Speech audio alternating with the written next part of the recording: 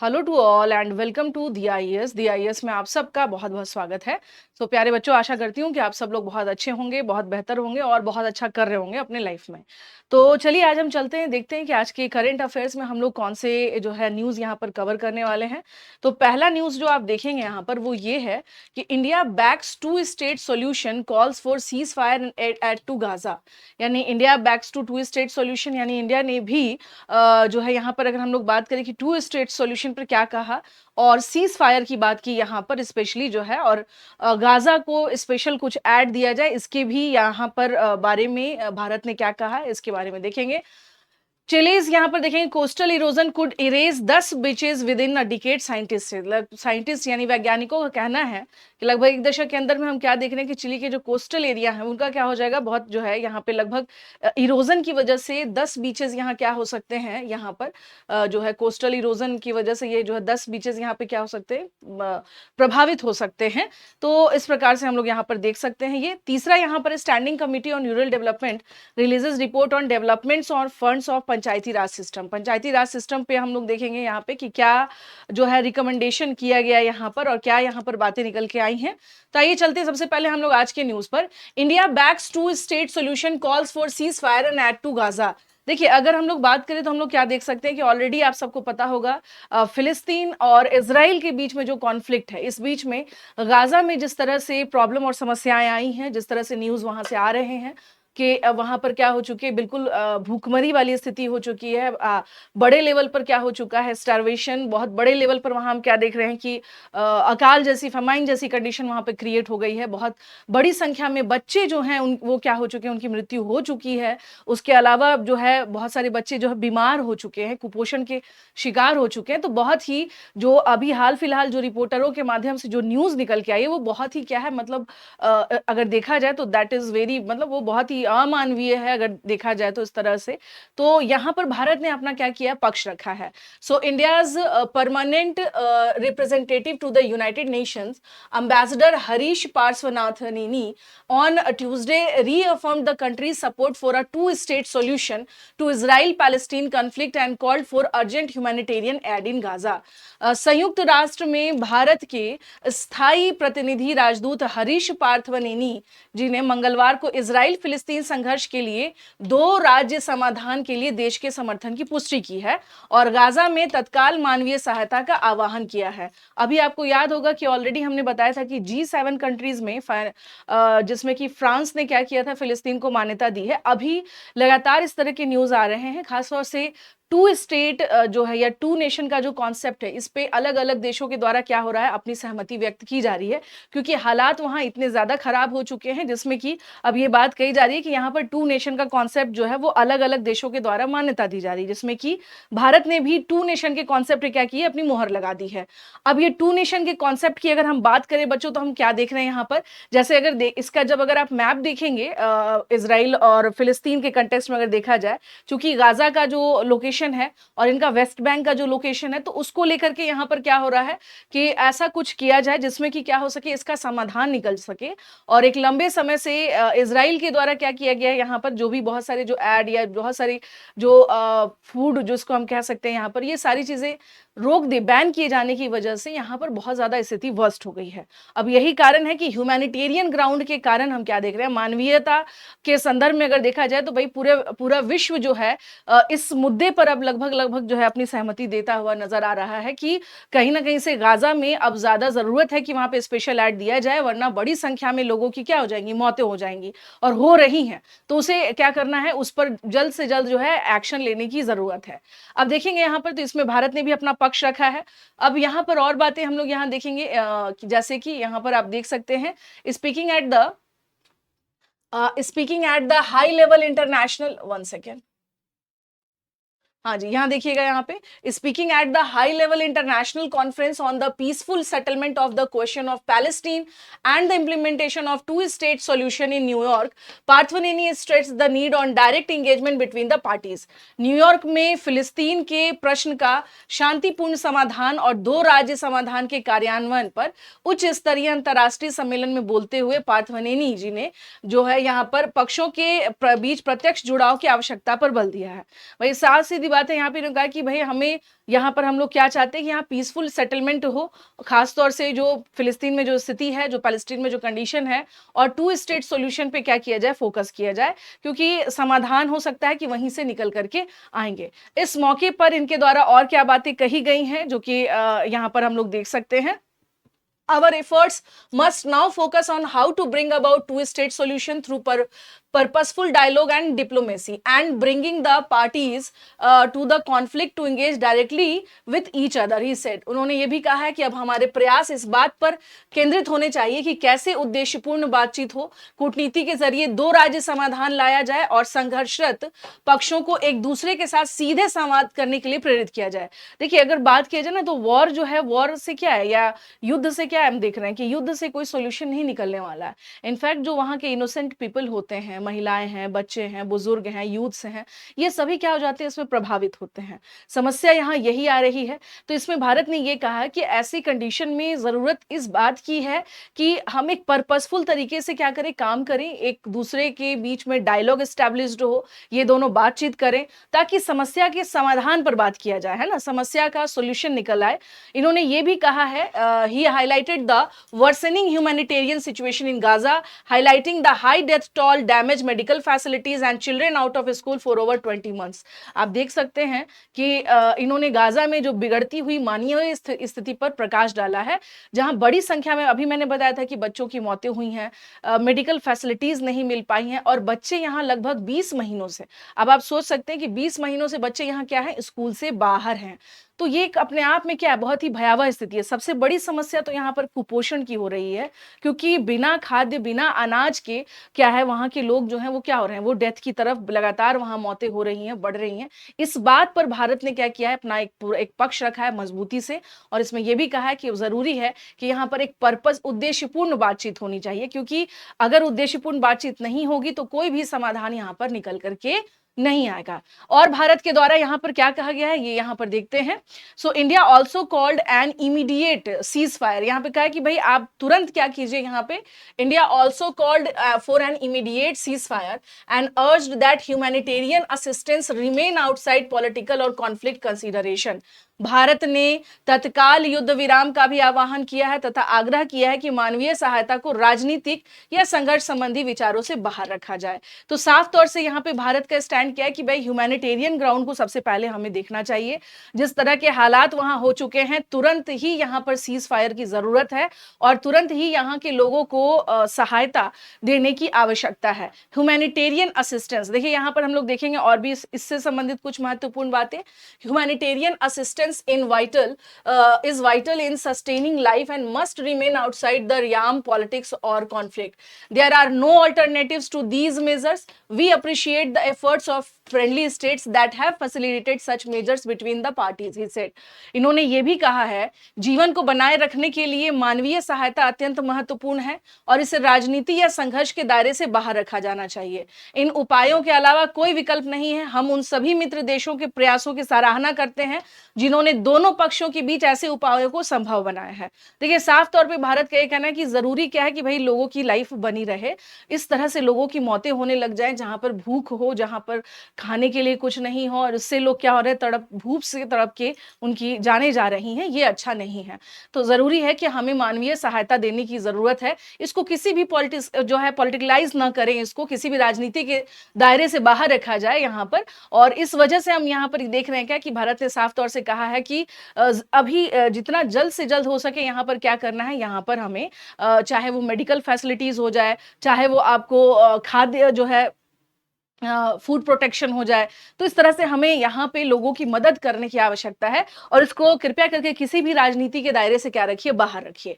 तो इस प्रकार से अगर हम देखेंगे तो हम क्या देख रहे हैं यहाँ पर कि भारत का स्टैंड, स्पेशली हम क्या देख रहे हैं कि गाजा के संदर्भ में क्या निकल के आया कि भारत ने भी टू जो स्टेट का जो यहाँ पर जो कॉन्सेप्ट है उस पर क्या हुआ है, यहाँ पर बात रखी और कहा है कि जल्द से जल्द यहाँ पर पीसफुल तरीके से क्या किया जाए, सीज फायर किया जाए। क्योंकि यहाँ पर बड़े समय से बच्चे जो है क्या है, स्कूल से बाहर हैं और समस्या यहाँ पर लगातार क्या होती जा रही है, बढ़ती जा रही है।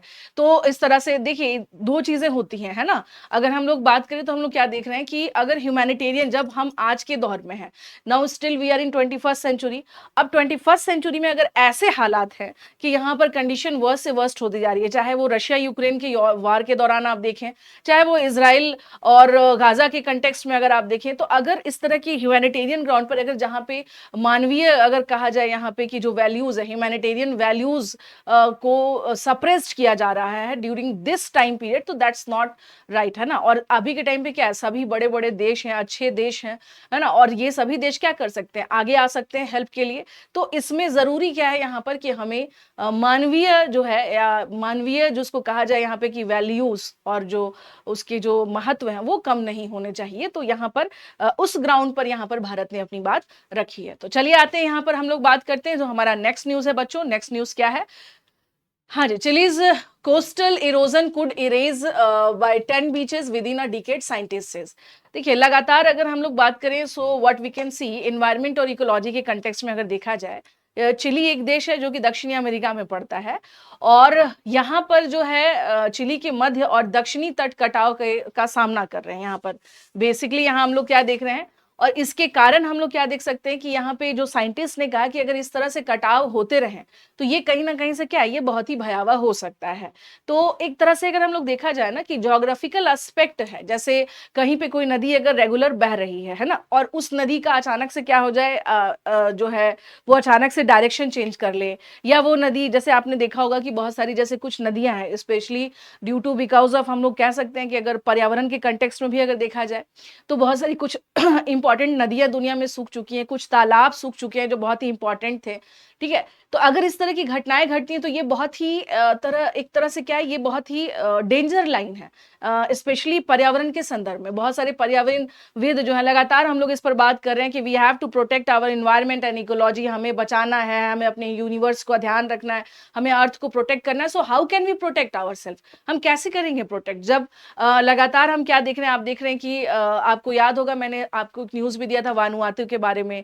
उसके अलावा आपने देखा कि जो और जो स्मॉल आइलैंड कुछ देशों ने याचिका दायर की है कि उनका जो देश है वो बहुत जल्दी मर्ज होने वाला है समुद्र में। तो बिकॉज ऑफ हम लोग क्या देख रहे हैं यहाँ पर, जो अगर देखा जाए यहाँ पर तो हम लोग क्या देख रहे हैं कि ये कहीं ना कहीं से पर्यावरण जो है या फिर जिस तरह की हानि दिखाई दे रही है, तो ये पर्यावरण को हमने जिस तरह से क्षति पहुंचाई है उसका एक जो नेगेटिव इम्पैक्ट है वो हमें सामने दिखाई दे रहा है और उस फॉर्म में। तो आइए देखते हैं यहाँ पर कि ये चिली से संबंधित कौन से न्यूज़ हैं जो सामने आए हैं यहाँ पर। Chile's central and southern coastlines are facing erosion that could cause at least 10 beaches to disappear within a decade, according to a team of scientists in the South American country, which stretches or several thousand kilometers along the Pacific Ocean. दक्षिण America देश chilli के वैज्ञानिकों की एक team के अनुसार chilli के मध्य और दक्षिणी तट के कटाव का सामना कर रहे हैं, जिसके कारण एक दशक के भीतर हम लोग क्या देख रहे हैं यहाँ पर जो है कम से कम 10 समुद्र तट गायब हो सकते हैं। और ये देश प्रशांत महासागर के किनारे कई हजार किलोमीटर तक क्या है यहाँ पर फैला हुआ है। तो इसमें आप देख सकते हैं कि जो साउथ अमेरिका के कंटेक्स्ट में यहाँ जो बात हो रही है कि चिली में लगभग 10 समुद्र तट क्या हो सकते हैं, गायब हो सकते हैं। तो ये बहुत ही भयावह है ना। इसको अगर हम लोग देखेंगे यहाँ पर तो ये क्या है, ये एक नेगेटिव इम्पैक्ट पड़ेगा इसका एनवायरनमेंट पे, क्योंकि जो हमारे जोग्राफिकल एस्पेक्ट हैं या जो भी हमारे जोग्राफिकल जो लैंडस्केप्स है, अगर वो खराब होने लगते हैं तो उसका पूरा पूरा इम्पैक्ट क्या पड़ेगा, हमारे ऊपर पड़ना है। तो इसमें ये भी साइंटिस्ट के द्वारा यहाँ पर और भी क्या बातें कही गई हैं, आइए देखते हैं। It will be very difficult for these beaches to survive the next 10 years, said the Carolina Martinez, director of the Coastal Observatory at the Universal Católica in interview this month on the जो है Reneca beach near the popular coastal city of Viana del Mar. इसके बारे में इन्होंने ये भी कहा है, जो इसके निदेशक हैं जो इसमें रिसर्च कर रहे हैं, कैरोलिना मार्टिनेज ने यही कहा है कि जो तटीय जो बहुत ही लोकप्रिय तटीय जो शहर हैं जैसे वेना डेल मार के पास रेनाका समुद्र तट पर एक साक्षात्कार में कहा कि इन समुद्र तटों के लिए अगले 10 वर्षों तक जीवित रहना बहुत कठिन है। इट मीन्स कि ये क्या हो सकते हैं, ये जो है यहाँ पर ये लुप्त हो सकते हैं। ये जो है अब उस तरीके की चीजें यहाँ पर देखने को ना मिले अगले 10 वर्ष, यानी आप अगला 10 वर्ष जो है that is very crucial, that is very important specially in context of this. अब इसमें हम देख सकते हैं यहाँ पे कि इसमें और क्या महत्वपूर्ण बातें हैं, आइए देखते हैं यहाँ पे। Her team has tracked erosion on 67 beaches, finding that 86% are steadily shrinking even during spring and summer when they typically recover. इनकी टीम ने 67 समुद्र तटों पर कटाव पर नजर रखी है और पाया है कि लगभग 86% समुद्र तट पर लगातार क्या हो रही है, सिकुड़ रहे हैं, श्रिंक कर रहे हैं। सबसे बड़ी समस्या क्या रही कि ये श्रिंक कर रहे हैं। 10 in particular, which already had high erosion in 2023, have continued to rapidly lose ground, with rates now about twice as high. जिसमें यह भी कहा गया कि वसंत और गर्मियों के दौरान जब भी आमतौर पर ठीक हो जाते हैं, विशेष रूप से 10 समुद्र तट जहां 2023 से पहले ही उच्च कटाव था, ये तेजी से सिकुड़ रहे हैं। अब उनकी दर लगभग दोगुनी हो चुकी है, यानी इनके श्रिंक करने का जो रेशियो है वो लगातार क्या हो रहा है, यहाँ पर बढ़ रहा है ना। और ये लगातार क्या हो रहा है, इसलिए अगले 10 सालों में ये सरवाइव कर पाएंगे या नहीं कर पाएंगे ये कहना बहुत ही कठिन है। हो सकता है कि ये लुप्तप्राय हो जाए उस दौरान। तो मार्टिनेज ने इसके ये भी कहा है कि यहाँ पर हम लोग क्या देख रहे हैं कि ये बेसिकली अगर पूछा जाए कि what is the cause behind it, है ना, इसके पीछे के क्या कारण हैं, तो इसमें इन्होंने ये कहा है कि both natural and human made, है ना, ये यहाँ दोनों कारणें यहाँ पे समाहित है, जो कि प्राकृतिक भी है और मानवकृत भी है। Okay, she pointed to intense and increasingly frequent swells driven by climate change along with the rising sea level, sudden drop जो है downpours and heat waves as a key factors unchecked, urbanization and the degradation of river basins that supply sand to the coast have also contributed। यानी इन्होंने जलवायु परिवर्तन की तीव्र और लगातार बढ़ती लहरों के साथ ही समुद्र स्तर अचानक बारिश, गर्म लहरों का प्रमुख कारक बताया है। अनियंत्रित शहरीकरण हो गया, तट को रेत की आपूर्ति करने वाली नदी घाटियों के क्षरण ने भी इसमें योगदान दिया है। तो these are the major causes. इसमें हम ये नहीं कह सकते कि हाँ केवल जो है नेचुरल रीजंस है, नहीं, नेचुरल के साथ साथ अलॉन्ग विद दैट जो ह्यूमन मेड, यानी हमने जो कुछ इसमें कारण क्या किया है, एड ऑन किया है, जिसमें कि ये वजह हम लोग देख सकते हैं। इसमें ये भी यहाँ पर कहा गया है कि खास तौर से जो है जो बड़े लेवल पर क्या हो रहा है, शहरीकरण हो रहा है, अर्बनाइजेशन हो रहा है। तो अर्बनाइजेशन में हम क्या देख रहे हैं कि उसकी वजह से भी कटाव जो है वो बढ़ता हुआ दिखाई दे रहा है। फिर उसके साथ नदी घाटियों के क्षरण ने भी इसमें बहुत ज्यादा क्या किया है, जो है योगदान दिया है। तो बेसिकली रिवर बेसिन्स दैट जो है रिवर बेसिन के संदर्भ में हम लोग देख रहे हैं that supply sand to the coast have also contributed. And हम लोग क्या देख रहे हैं, डिग्रेडेशन जो है ऑफ रिवर, ये सब कारण जो है जिसके कारण ये स्थिति यहाँ पर आई है। अब आइए इसमें हम लोग देखते हैं नेक्स्ट इसमें क्या है यहाँ पर। हाँ जी, we are seeing cliffs and sandy shores, 1 second, We are seeing cliffs and sandy shores retreating rapidly, Martinez said। इन्होंने ये भी कहा कि हम चट्टानों और रेतीले तटों को तेजी से पीछे हटते हुए देख रहे हैं।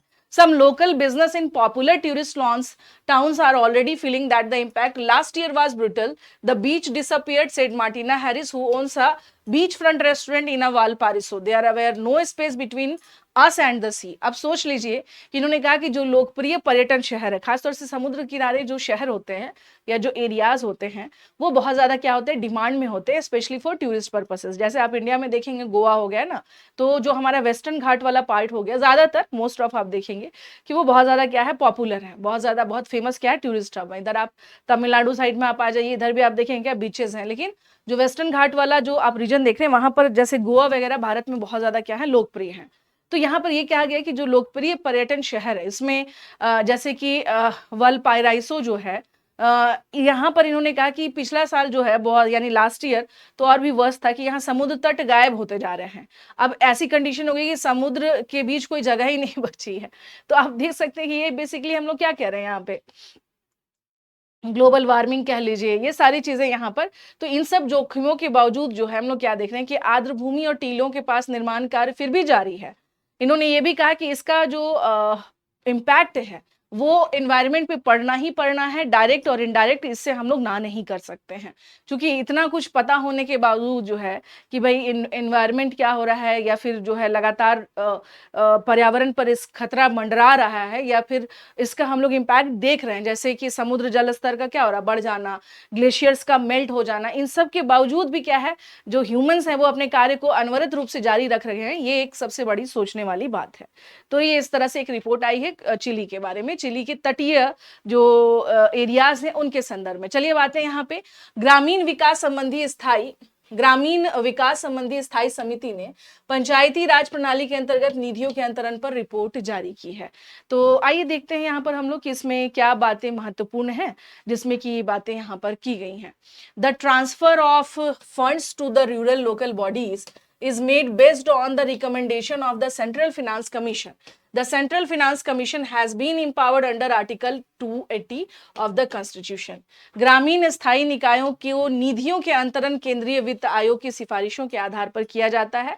केंद्रीय वित्त आयोग को संविधान के अनुच्छेद 280 के तहत शक्तियां प्रदान की गई हैं। तो ये ध्यान रखिएगा, जब हम रूरल लोकल बॉडीज की बात करते हैं, है ना, तो 15वां वित्त आयोग के संदर्भ में अगर हम देखेंगे तो जो रूरल लोकल यानी कि ग्रामीण स्थायी निकाय जो हैं, इनसे संदर्भित जो निधियों के अंतरण में वित्त आयोग की सिफारिशों के आधार पर क्या किया जाता है, यहाँ पर उसके बेस पे जो है जो हम लोग देख रहे हैं क्या यहाँ पे कि अंतरण जो है, यानी इसके बारे में अगर देखा जाए तो ट्रांसफर ऑफ फंड्स जो होता है रूरल लोकल बॉडीज को, वो किसके थ्रू होता है, based on the recommendation of central finance commission. ठीक है, और केंद्रीय वित्त आयोग को संविधान के अनुच्छेद 280 के तहत ये शक्तियां प्रदान की गई हैं। ये ध्यान रखिएगा कि जब हम बात करते हैं, देखिए आपके स्पेशली सिलेबस में जैसे पंचायती राज बहुत इंपॉर्टेंट टॉपिक है, अलग से उसमें क्या है मेंशन है, तो आपको रूरल लोकल बॉडीज के कंटेक्स्ट में अगर कहा जाए तो यहाँ हम क्या देख रहे हैं कि the role of finance commission. अब ये फिनांस कमीशन को पावर कैसे मिला है यहाँ पर, तो संविधान के अनुच्छेद 280 के तहत ये शक्तियां दी गई हैं, जिसके तहत हम लोग क्या देख रहे हैं यहाँ पर, तो इसमें निधियों के अंतरण पर, है ना, यानी इसके मामले में अगर देखा जाए transfer funds to the rural local bodies जो है, ये on the basis of recommendation of finance commission के आधार पर की जाती है, जो कि संविधान के अनुच्छेद 280 के तहत इनको क्या दिया गया है, ये पावर मिला हुआ है। तो आइए देखते हैं इसमें और कुछ महत्वपूर्ण बातें। तो रूरल लोकल बॉडीज को मिलने वाली निधियों में लगातार कमी हुई है। इसे 73वें संविधान संशोधन के तहत वित्तीय विकेंद्रीकरण की नींव कमजोर होगी। जैसे कि जो रिपोर्ट आई इसमें यहाँ पर, जो कि इसमें बताया गया कि जो फंड्स मिल रहे थे पंचायती जो है ग्रामीण पंचायती जो निकाय हैं, तो वो पहले से क्या हुआ, इसमें कमी आई है। अगर इसमें ये कमी करते हैं तो जो हमारा 73वां संविधान संशोधन है, जिसमें कि स्पेशली हम लोग क्या कहते हैं यहाँ पर कि this weakens the foundation of financial decentralisation under the 73rd constitutional amendment, तो ये नुकसानदेह है और ये जो है कभी भी फेवरेबल नहीं हो सकता है। बिना शर्त और योजना आधारित निधियों में कमी, इससे विकास पंचायतों की भूमिका सीमित हो जाती है, साथ ही स्वशासी संस्था के रूप में इनकी विश्वसनीयता में कमी होने लगती है। Reduction in unconditional and plan based funds, this limits the role panchayats in development, also their credibility of an autonomous institution begins to decline। मतलब ये एक स्वायत्त संस्था है, वो कहीं ना कहीं से क्या हो जाएगा, देखिए अगर वित्तीय अगर रूप से देखा जाए, ये जितने ज्यादा मजबूत होंगे उतना ही ज्यादा क्या होगा, बेनिफिट होगा। अगर ये कमजोर होते जाएंगे तो वो क्या है, फिर वो नुकसानदेह है। तो पंचायतों में जब हम बात करते हैं कि 3FS की बात आती है, अब वो 3FS क्या है बच्चों, तो वो 3FS के संदर्भ में लाइक फंक्शन, फंड्स और फंक्शनरीज। तो पंचायतों को 3FS का हस्तांतरण अभी भी अधूरा है, बिखरा हुआ है, राज्यों के स्तर पर असमान बना हुआ है। It means devolution of 3FS functions, funds and functionaries to panchayat, these still remains incomplete, fragment and uneven across states. Delay information of state finance commissions. For example, some states have not even constituted the 3rd, 4th, 5th state finance commission yet. यानी उदाहरण के लिए अगर देखा जाए तो कुछ राज्यों ने तो अभी तक तीसरे, चौथे और 5वें राज्य वित्त आयोग का गठन भी नहीं किया है।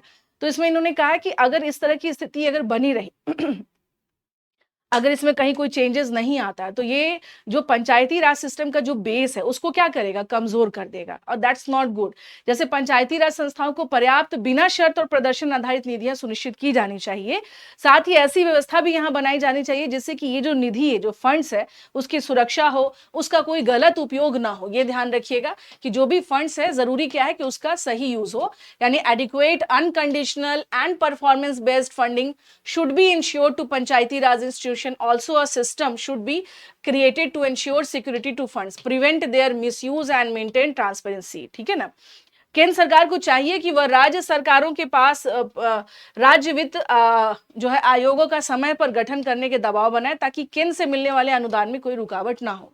यानी अगर यहां देखा जाए, so central government should put pressure on the state governments to constitute state finance commission on time, so that there is no obstruction in the grants received from the centre. ताकि ये जरूरी क्या है कि इसको यहाँ पर बनाया जाए और टाइम पर जो है यहाँ पर क्या करना चाहिए, राज्य वित्त आयोग का गठन करें, ताकि समय पर इनको क्या हो सके, जो अनुदान मिल रहा है उसमें किसी तरह की कोई प्रॉब्लम नहीं आए और वो समय पर इनको मिल जाए। तो जो इस तरह से अगर हम देखेंगे यहाँ पर कि इसमें ये बातें कही गई हैं कि पंचायती राज के लिए और उसके डेवलपमेंट के लिए जरूरी क्या है कि जो उनको ग्रांट मिल रहे हैं वो ऑन टाइम मिले। अब बेशक इसके लिए राज्य का जो भूमिका है, केंद्र की जो भूमिका है, उसको उसी तरह से as it is follow up किया जाएगा, तभी ये चीजें क्या हो पाएंगी, ऑन टाइम डिलीवर्ड हो पाएंगी। So that's all dear all students, आज के लिए इतना ही। आशा करती हूँ कि आज का सेशन आपको अच्छा लगा होगा। So thank you so much to all of you. इसी तरह से आप लोग बने रहें, जुड़े रहें दिया आईएएस के साथ। पीडीएफ आप लोगों को मिल जाता है, so kindly connect. Thank you so much to all of you.